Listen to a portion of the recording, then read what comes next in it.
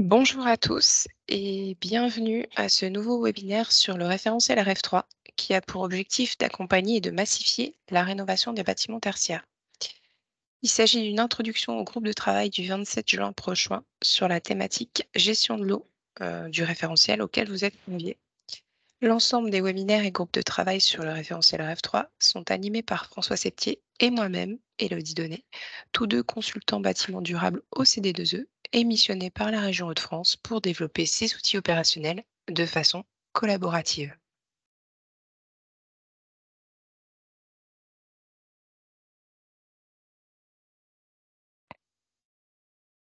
Alors commençons par un rapide rappel sur la démarche REF3 et ses objectifs pour ceux qui n'ont pas suivi les précédents webinaires.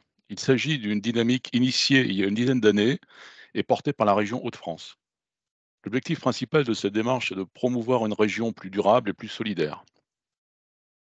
Les nombreux sujets traités sont les nouvelles énergies, la mobilité durable, l'économie circulaire, la décarbonation, la jeunesse, l'enseignement, la recherche et l'innovation, et enfin le bâtiment durable.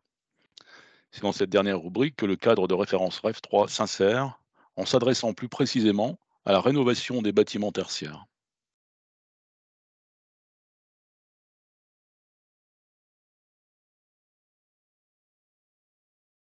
Alors, ce cadre de référence, il a été élaboré durant l'année 2022 avec le soutien de très nombreux contributeurs que vous retrouverez dans les documents qui sont disponibles sur les sites de la région Hauts-de-France et du CD2E. C'est le résultat d'un travail collaboratif de longue haleine avec les acteurs et les territoires. Et il a pour vocation de guider les professionnels de la filière, les maîtres d'ouvrage, les financeurs et les décideurs publics en région. Il permet d'orienter les actions, améliorer la qualité des projets de rénovation de bâtiments tertiaires, tout en favorisant le dialogue et la collaboration entre l'ensemble des acteurs d'un projet, et ce, sur toute la durée du projet.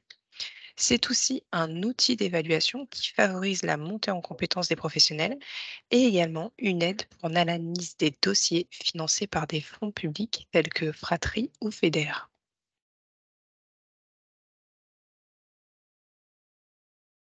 Le référentiel est composé de 7 thématiques: performance et efficacité énergétique, économie circulaire, énergie renouvelable, confort et santé, économie de la fonctionnalité, gestion de l'eau et territoire et sites.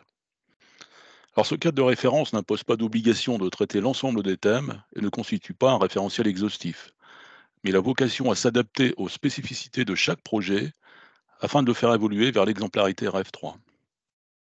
Ainsi, pour chacune des thématiques, 4 niveaux d'ambition ont été fixés. Pour chacun de ces niveaux, il y a des exigences socles et des exigences complémentaires. Donc, chacune de ces 7 thématiques a fait l'objet de webinaires d'introduction, suivis de groupes de travail de co-construction des outils opérationnels. Ceux-ci vous sont proposés tout au long de l'année 2023, selon le calendrier que vous voyez s'afficher à l'écran et qui vous a été communiqué précédemment.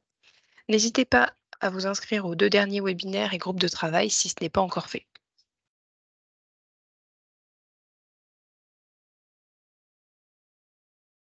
Le quatrième atelier sur lequel nous allons travailler concerne la thématique gestion de l'eau. L'eau est essentielle à la vie sur Terre, et même si les ressources globales incluant les océans semblent inépuisables, nos modes de consommation croissants nécessitent une grande vigilance et une gestion rigoureuse pour que cette ressource soit disponible pour chaque usage: alimentation, arrosage des cultures, alimentation des zones humides. Le cycle de l'eau est fortement perturbé par le réchauffement climatique, mais également par une mauvaise gestion qui, en imperméabilisant les sols, favorise le ruissellement et réduit l'infiltration vers les nappes phréatiques.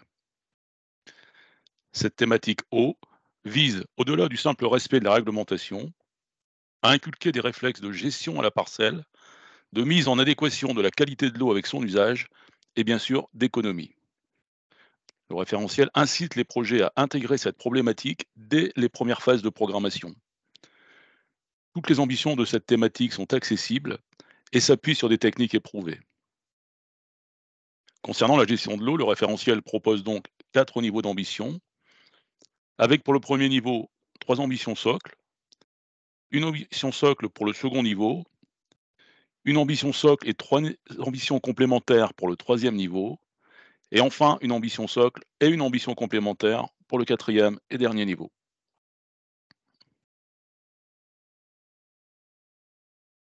On pourrait regrouper l'ensemble des exigences de la thématique gestion de l'eau selon trois enjeux. Le premier enjeu par rapport à cette thématique, c'est la réglementation. La gestion des eaux de surface est réglementée. Plusieurs lois répartissent les compétences en matière de gestion des eaux de surface et imposent la mise en place d'équipements adaptés.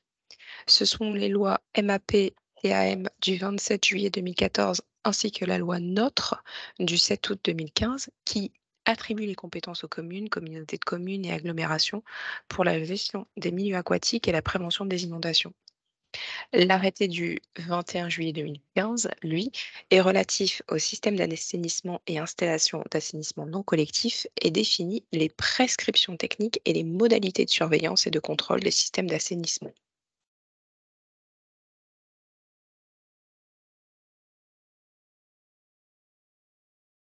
Les zones commerciales représentent des surfaces très importantes, avec notamment des parkings bien souvent imperméabilisés. La loi Allure et la loi Biodiversité imposent des contraintes de surface perméables pour l'infiltration des eaux pluviales et la préservation des fonctions écologiques des sols. La loi Allure s'intéresse aux surfaces au sol des aires de stationnement. Elles sont réduites et passent de 1,5 à 0,75 fois la surface de plancher. Les places de parking non imperméabilisées comptent pour la moitié de leur surface. Des espaces paysagers en pleine terre et les surfaces réservées à l'autopartage ou à l'alimentation des véhicules électriques sont déduits de l'emprise au sol plafonnée. Ces dispositions sont en vigueur pour les nouveaux bâtiments depuis le 1er janvier 2016. La loi biodiversité impose la mise en place de systèmes favorisant l'infiltration ou l'évaporation des eaux pluviales. Cette loi s'intéresse également aux toitures, qui doivent intégrer des procédés de production d'énergie renouvelable ou une végétalisation favorisant le confort d'été du bâtiment et possédant des caractéristiques écologiques avérées. En matière de gestion des eaux pluviales, chaque projet est différent. En fonction de la zone d'implantation, de la nature du sol, de sa perméabilité, de la présence de cours d'eau à proximité ou de nappes phréatiques, ce sont les règles locales qui s'appliquent. Les documents d'urbanisme locaux sont divers.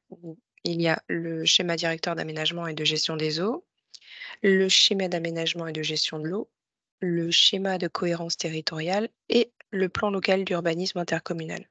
Dans la plupart des cas, on privilégiera une gestion des eaux à la parcelle plutôt qu'un rejet systématique au réseau. À minima, un stockage sur site avec un débit de rejet contrôlé est souvent nécessaire.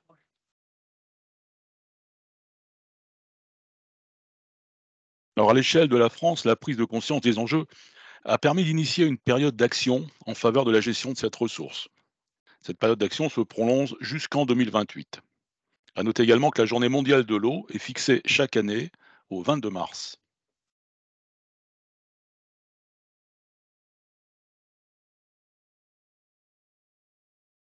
Voilà pour l'enjeu relatif à la réglementation, qui est une exigence du référentiel REV 3. Le second enjeu qui a été identifié, c'est sur une gestion économe en eau. Que l'eau s'écoule à chaque fois que nous ouvrons nos robinets ne doit pas nous faire oublier que c'est une ressource fragile dont les stocks ne sont pas illimités. 97% de l'eau se trouve dans les océans avec des taux de salinité moyenne de l'ordre de 35 grammes par litre, ce qui la rend impropre à la consommation. 3% de l'eau de la Terre est de l'eau douce, dont les trois quarts sont dans les glaces et les neiges permanentes. Un quart sont dans les réservoirs accessibles, lacs, rivières, nappes phréatiques. Grâce au cycle de l'eau, cette ressource se renouvelle, mais le changement climatique et la consommation humaine s'accélérant, on pourrait finir par se retrouver à sec par endroits. Économiser l'eau et éviter tout gaspillage est ainsi indispensable.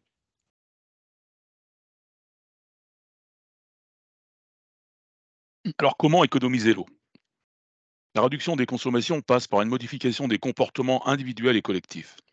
La communication est le premier levier qui va permettre à chacun de prendre conscience des enjeux. Les postes de consommation sont multiples et souvent de simples gestes du quotidien peuvent permettre de réduire les consommations et parallèlement de faire des économies.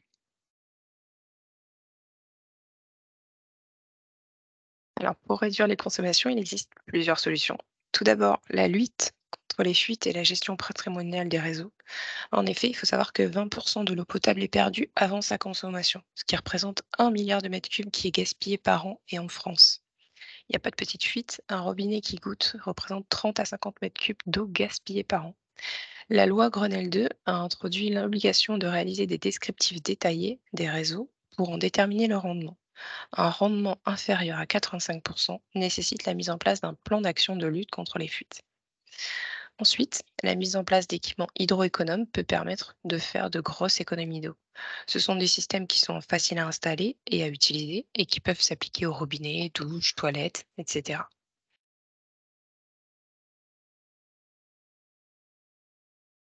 Le comptage systématique permet de s'assurer du bon fonctionnement des installations et de l'absence de fuite. Ce comptage pourra être étendu aux eaux pluviales récupérées et utilisées sur le site.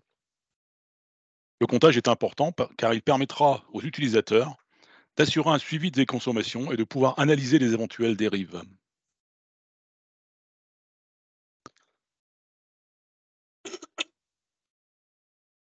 Pour réduire nos consommations en eau potable, la récupération des eaux de pluie pour les usages internes, tels que l'alimentation des sanitaires ou l'arrosage des espaces verts, peut être à envisager. Quelques freins persistent, notamment au regard du risque sanitaire en cas de confusion entre les deux types d'eau, mais ils peuvent être levés avec une bonne signalisation.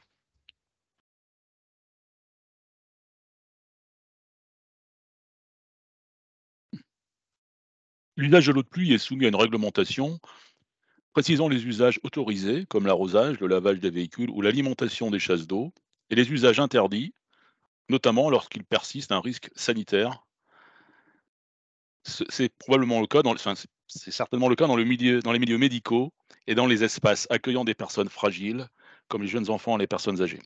Dans tous les cas, l'identification des réseaux et la mise en place d'indications précises à destination des usagers est essentielle.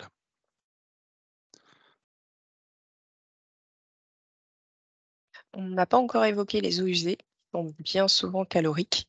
L'énergie qu'elles contiennent peut être récupérée par l'intermédiaire d'échangeurs. De nombreux systèmes de récupération de calories sur les eaux usées sont aujourd'hui sur le marché. Ainsi, la chaleur perdue dans les eaux usées peut être récupérée en sortie de douche, lavabo ou encore lave-vaisselle pour le préchauffage de l'eau.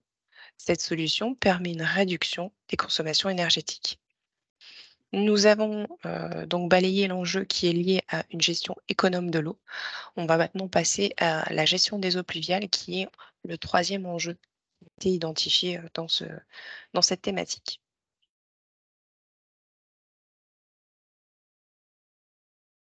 Les eaux pluviales représentent près de 22% de la ressource en eau douce. C'est cette eau qui permet de recharger les nappes phréatiques, dans lesquelles nous puisons l'essentiel de nos ressources pour l'alimentation et l'arrosage des cultures.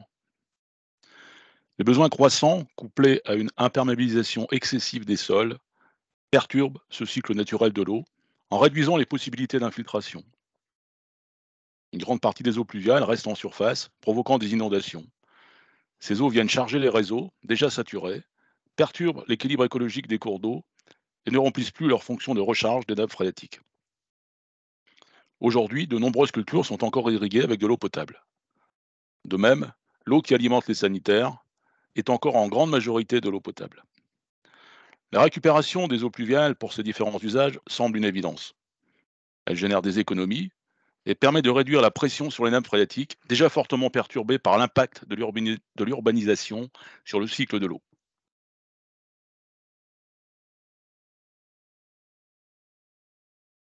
Avec l'augmentation des surfaces imperméabilisées, les eaux de ruissellement qui sont orientées vers les réseaux sont en excès et saturent rapidement les canalisations. En réseau unitaire, l'afflux de ces eaux sur les stations de traitement réduit considérablement le rendement des capacités de traitement de ces eaux. La régulation des débits de rejet est donc primordiale. En général, le débit maximum raccordable est de 2 litres par seconde par hectare en réseau unitaire et jusqu'à 10 litres par seconde par hectare en réseau d'eau pluviale pour une pluie décennale. Dans de nombreux cas, il est donc nécessaire de mettre en place une rétention sur site afin de réguler le débit de rejet au réseau.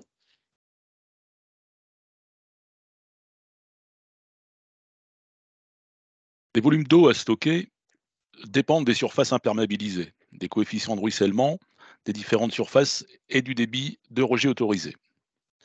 Les coefficients de ruissellement dépendent des capacités de rétention des substrats. Cette capacité est de 0,2 pour la terre végétale en pleine terre, de 0,40 pour la terre végétale sur dalle, de 0,5 pour les toitures et de 0,70 pour les toitures terrasses gravillonnées. Et enfin, 0,95 pour les allées et parkings. Ces coefficients vont permettre de déterminer la surface active à considérer en fonction du débit de rejet. Le volume de rétention est calculé à minima sur la base d'une pluie décennale. Favoriser l'infiltration devient donc une priorité pour éviter de devoir mettre en place des gros volumes de rétention. Les espaces verts sont aménagés afin de pouvoir recevoir les excédents d'eau. Ces espaces paysagers sont maintenant systématiquement intégrés dans les programmes d'aménagement. L'eau qui transite sur ces espaces tampons est partiellement infiltrée, ce qui favorise la recharge des nappes phréatiques.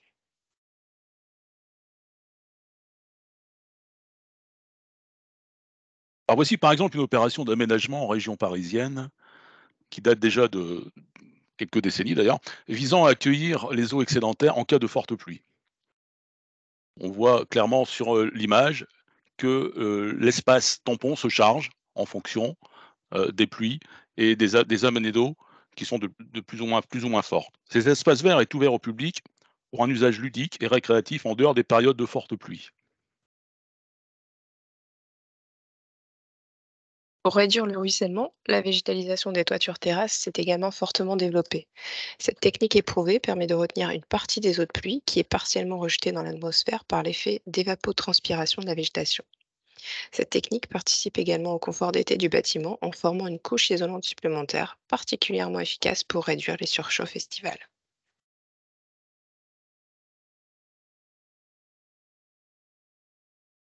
Alors pour aller plus loin et pour répondre aux ambitions du référentiel, le traitement in situ des eaux usées est parfois envisageable. Les capacités d'épuration de la végétation et de la microfaune associées sont très importantes, ce qui permet d'intégrer les différentes phases d'épuration dans un environnement paysager d'apparence neutre, mais qui en réalité cache un système complexe de traitement des effluents, comme illustré sur la diapo.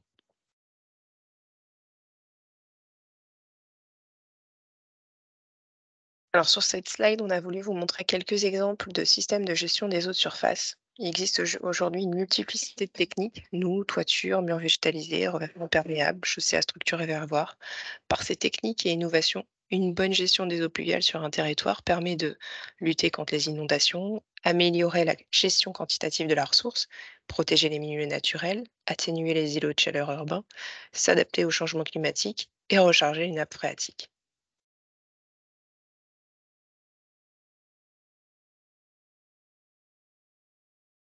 Pour illustrer cette thématique, nous avons choisi l'entreprise Pocheco à Forêt-sur-Marque. Dans le cadre d'une démarche globale de développement durable, l'entreprise Pocheco a mené une réflexion globale autour de la gestion des eaux sur la parcelle sur laquelle se situe son installation. Les travaux portent sur la diminution maximale de la consommation en eau potable, du traitement des eaux usées et de la suppression du rejet des eaux pluviales sur le réseau communautaire. Une végétalisation extensive, demandant peu d'entretien, a été réalisée sur les toitures du bâtiment, soit 2400 m², permettant ainsi un stockage et une évaporation d'une partie des eaux pluviales. L'excédent des eaux pluviales provenant des toitures est dirigé vers des cuves de récupération d'eau de pluie d'un volume de 100 m3. L'eau ainsi récupérée a plusieurs utilités, telles que le nettoyage de machines de production, l'alimentation des sanitaires ou encore le rafraîchissement de l'air via un système de ventilation adiabatique. L'ensemble de ces choix a permis de faire baisser la consommation en eau potable de 1200 m3 par an. Cette action permet à Pocheco d'être quasi autonome en consommation d'eau. 85% des besoins provient de l'eau de pluie. Les 15% restants, prélevés sur l'adduction d'eau potable, sont réservés aux usages sanitaires, douches, lavabos et boissons, conformément à la réglementation. Le trop-plein de ces cuves rejoint le milieu naturel superficiel avec un débit de fuite maximal limité à 4 litres secondes par arrêté préfectoral.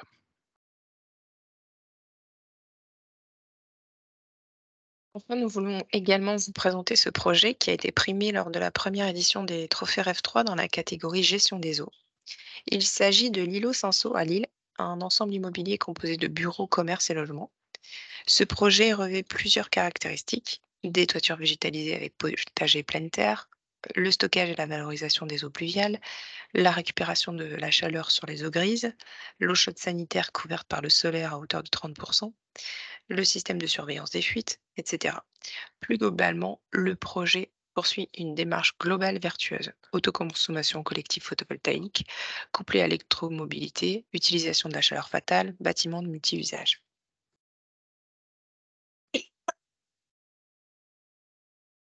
L'outil d'analyse du référentiel se présente sous un format Excel. Il se veut simple d'utilisation et permettra d'accompagner les projets en fournissant une évaluation aux différentes étapes clés de l'opération. L'objectif des groupes de travail thématiques est de compléter cet outil avec des prescriptions précises qui seront demandées pour chacune des exigences.